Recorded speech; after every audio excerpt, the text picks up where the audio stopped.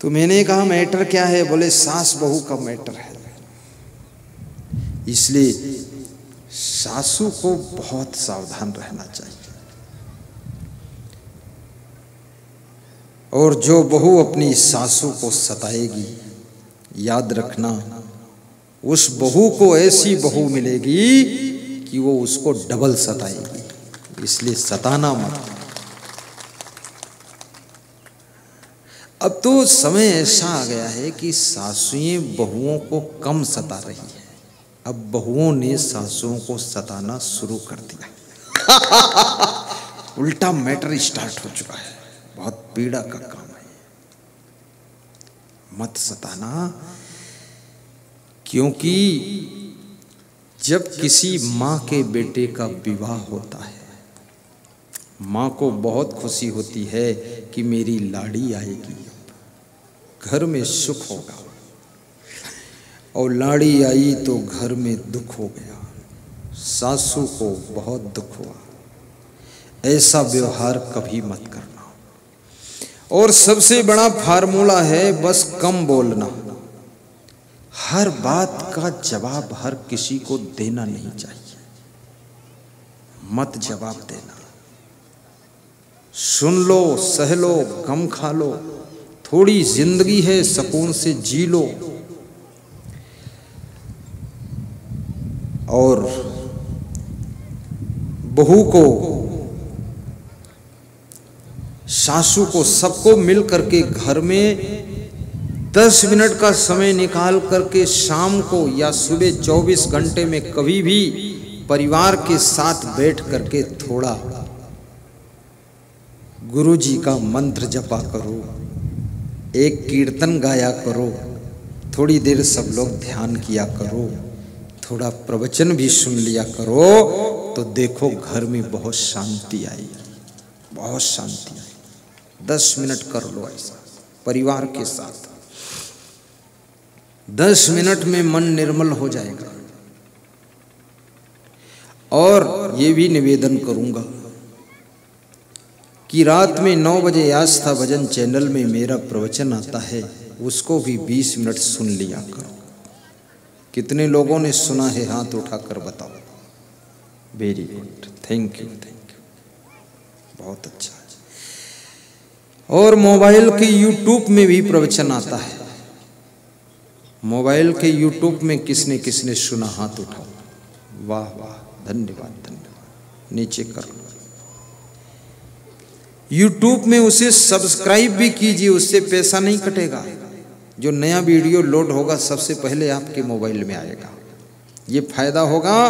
और सब्सक्राइब करने से व्यूअर की संख्या बढ़ेगी। और जब व्यूअर की संख्या बढ़ेगी तो क्या होगा? जो होगा वो होगा, बताऊंगा नहीं क्या होगा, फायदा होगा। तो सब्सक्राइब कीजिए और उसको शेयर भी कीजिए, व्हाट्सएप पर डाल दीजिए और प्रचार भी कीजिए। दूसरों को बताइए कि प्रवचन सुना करो।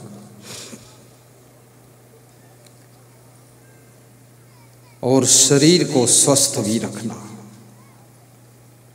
स्वास्थ्य खराब ना होने पाए। इसके लिए कोई बीमारी आए तुरंत सावधान हो जाइए। टाइम पास मत कीजिए, उसको बढ़ने मत दीजिए।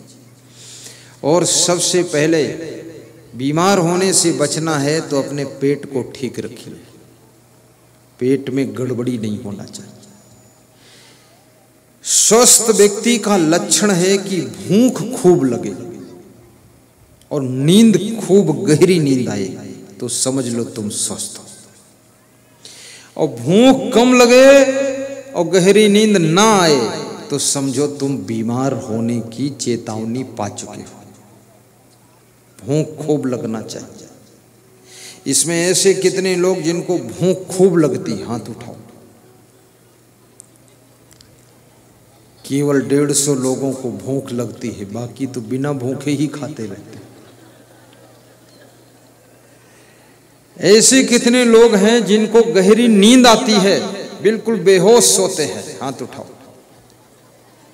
ऐसे भी 20-25 लोग हैं, बाकी सब टेंशन में ही सोते हैं। गहरी नींद का सुख लीजिए और कड़ी भूख लगनी चाहिए। अब मैं आपको बता देता हूं, जिनको भूख कम लगती है उनकी दवा बता देता हूं। बता दूं? ये पत्ती वाली सब्जियां खाइए। पत्ती वाली, जैसे पालक है, सरसों की पत्ती है, भाजी है, इसकी सब्जी खाइए। और एक केला भी खाइए, एक दो नहीं, जामफल खाइए नमक के साथ। सवेरे खाली पेट एक मूली खाइए, एक दो गाजर खाइए। 3 दिन में इतनी भूख लगेगी कि तुम चिल्लाओगे अब क्या खाऊं।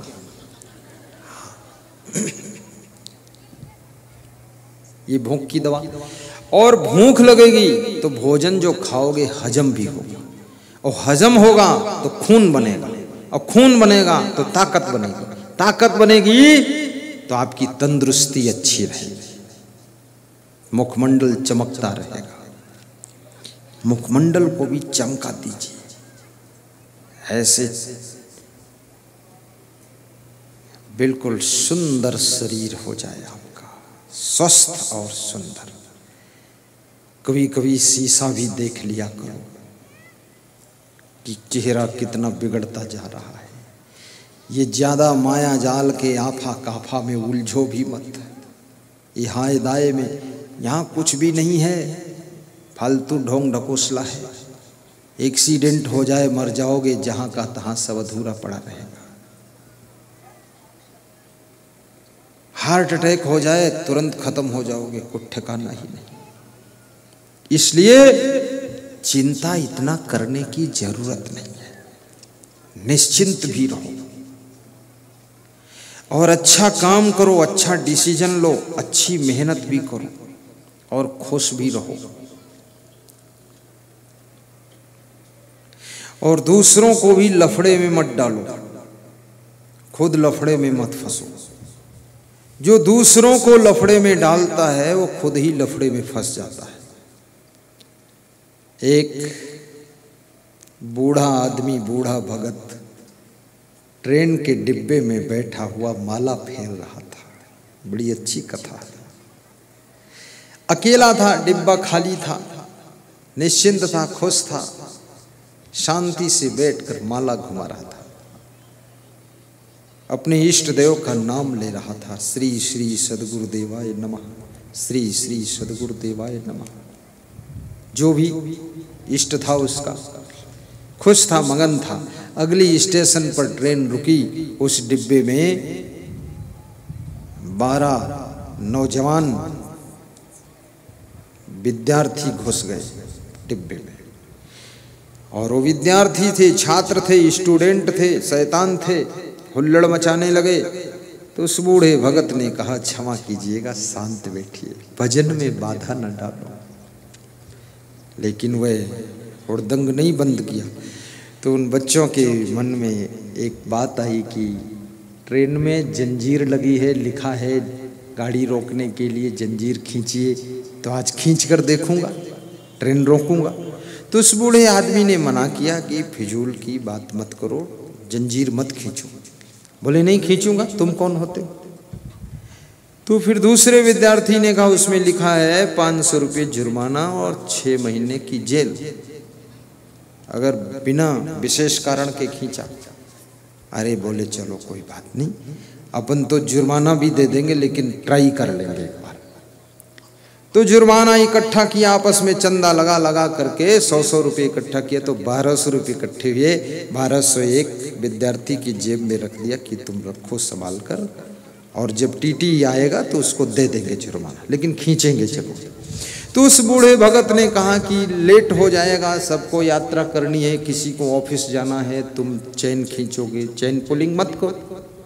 लेकिन नहीं माने, चेन पुलिंग कर दिया, ट्रेन रुक गई, टीटी आ गया। और टीटी ने कहा कि क्यों खींचा चेन तुमने, ट्रेन क्यों रोका? चलो। तो वे विद्यार्थी थे, स्टूडेंट थे, बुद्धिमान थे, होशियार थे। उन्होंने कहा महोदय हमने नहीं खींचा है, ये बूढ़ा आदमी बैठा है, ये चेन पुलिंग करके वहाँ बैठकर माला फेर रहा है, इसने खींचा। उस बूढ़े को फंसा दिया लफड़ा में। वो बूढ़ा आदमी सोचा कि ओम नमः शिवाय का रिजल्ट आ गया, क्या यार लफड़ा फंस गया। तो बूढ़े ने भी दिमाग लड़ाया, उसने कहा कि टीटी साहब नाराज मत होइए, अब इन बच्चों से पूछ लो एक बार फिर से किसने खींचा है। तो फिर पूछा टीटी ने, किसने खींचा, चैन पुलिंग किया। अरे बोले इस बूढ़े ने खींचा। तो 12 आदमी एक आदमी पर बोलने लग जाए तो बूढ़ा क्या करे। टीटी ने कहा आप इतने बुजुर्ग हो गए, 60 साल उम्र हो गई, फिर भी इतनी हरकत कर, क्यों खींचा तुमने। बोले बहुत बड़ी जरूरत थी इसलिए खींचा। बोले क्यों। बोले हमारे पास 1200 रुपये थे, इन लड़कों ने छीन लिया है और इस लड़के की जेब में 1200 हैं, वो दिला दीजिए बस एक बार। तो टीटी ने उसकी जेब चेक किया तो उसमें 1200 निकले, तो उससे लेकर उस बूढ़े को दे दिया। और टीटी ने कहा कि ट्रेन में लूटपाट करते हो तुम, चलो पुलिस बुलाया, उनका चालान किया। और पुलिस जब जेल तरफ ले जाने लगी तो बूढ़े ने अपनी सफ़ेद दाढ़ी पर हाथ घुमाया, कहा ये बाल धूप में सफ़ेद नहीं हुए, जाओ मजा लो जाकर।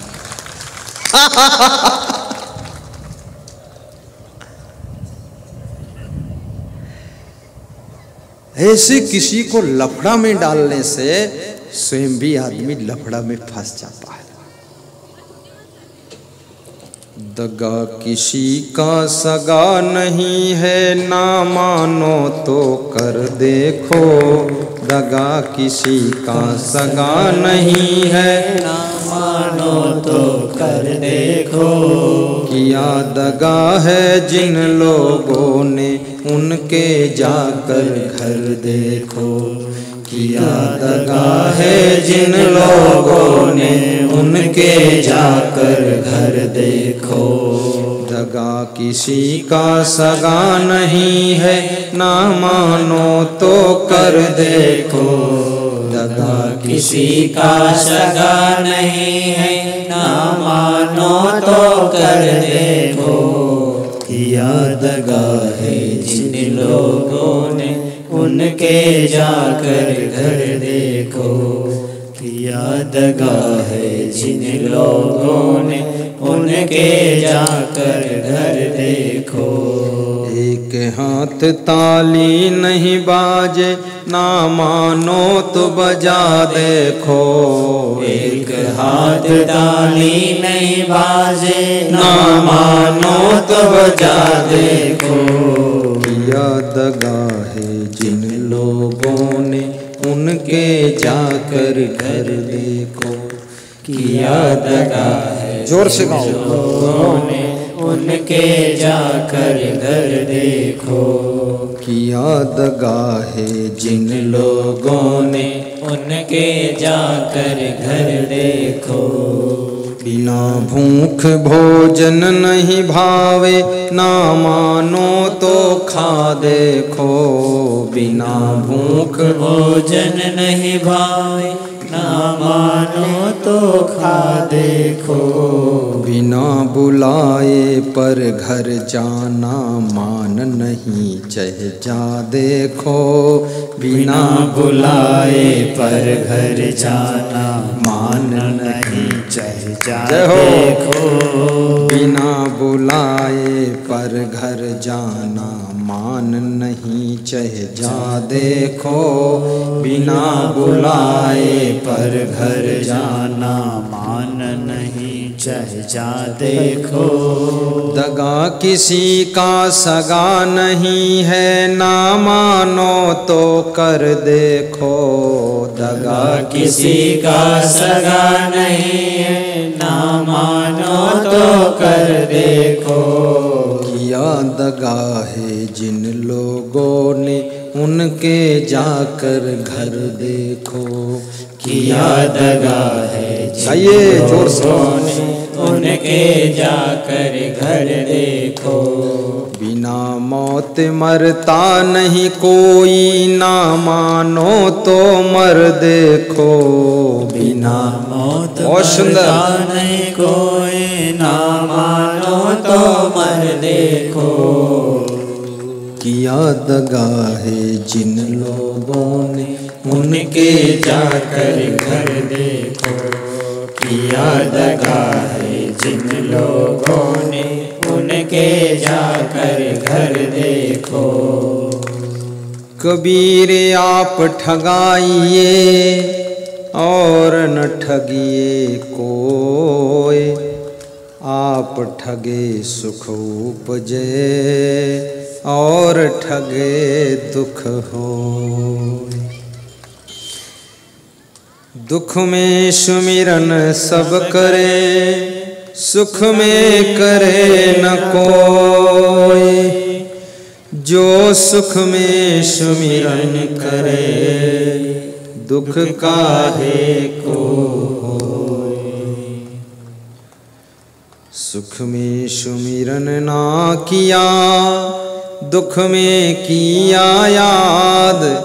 कहे कबीर दास की, कौन सुने फरियाद। सुख में सुमिरन कीजिए।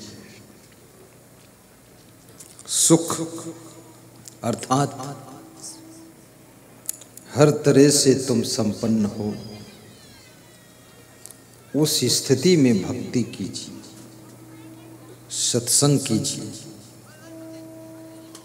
भंडारा कीजिए, प्रवचन कराइए, ताकि उस सत्संग भंडारा के पुण्य से तुम्हारे घर में दुख ना आए।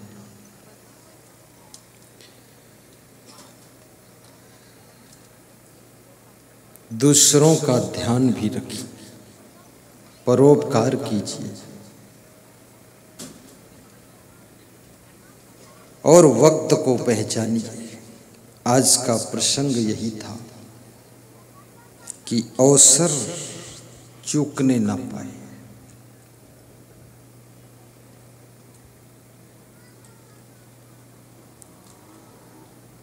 किस उम्र में क्या करना चाहिए, इस बात का भी ख्याल रखिए। बुढ़ापे में शादी मत कीजिए। 20 साल की उम्र के बाद 20 से 26 तक शादी कर लीजिए, यदि करना है। 40 के बाद शादी आपके ऊपर भार बन जाएगी। 40 साल तुम्हारी उम्र है, अब बच्चे कब होंगे, फिर उनको कब पढ़ाओगे, बुढ़ापे में क्या संभालोगे। और कितने लोग तो 70 साल की उम्र में भी विवाह करते हैं, बड़े बेशर्म लोग हैं। और यदि बिना शादी के, बिना भोग विलास के रह सको तो साधु बन जाइए। सब झंझट खत्म करो, त्याग से रहो, वैराग्य से रहो, विषयों को मत भोगो। आखिर जब बुढ़ापा आएगा तो विषयों को भोगना बंद हो जाएगा। अगर क्षमता है संयम की, त्याग की, तो कंट्रोल कर लीजिए।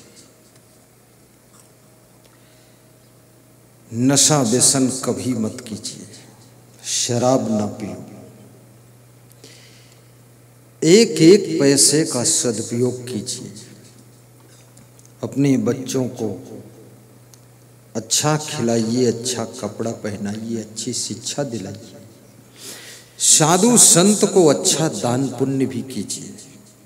शराब में पैसे बर्बाद न कीजिए। अपनी बहन को भी, जब बहन आपके घर आई, उसके सब कपड़े नए कर दीजिए। अपने माता पिता को भी अच्छे कपड़े बुढ़ापा में पहनाइए, उनको स्नान भी कराइए। आदमी भैंस को स्नान कराता है, भैंसा को स्नान कराता है। भैंस और भैंसा को स्नान कराते हुए मैंने देखा लोगों को रगड़ रगड़ के।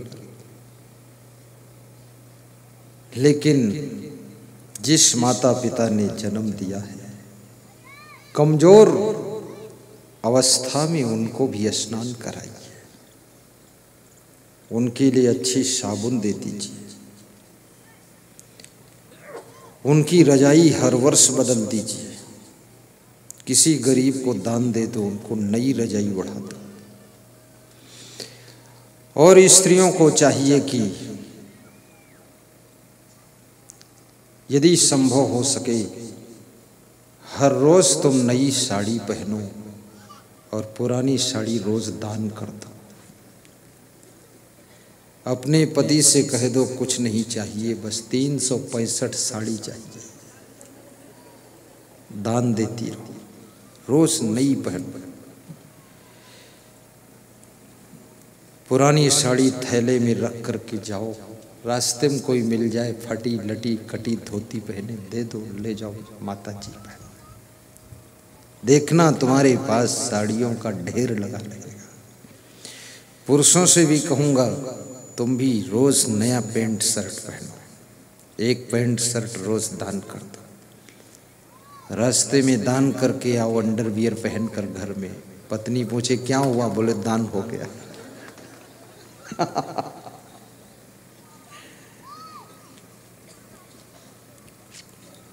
वस्त्र दान करने से, अन्न दान करने से, गरीबों का ध्यान रखने से अपने घर में लक्ष्मी की कमी नहीं रहती है। और जैसी यथाशक्ति हो वैसा दान करो, यथाशक्ति। आप करोड़ नहीं कर सकते हो तो 1000 करो, सैकड़ों में करो।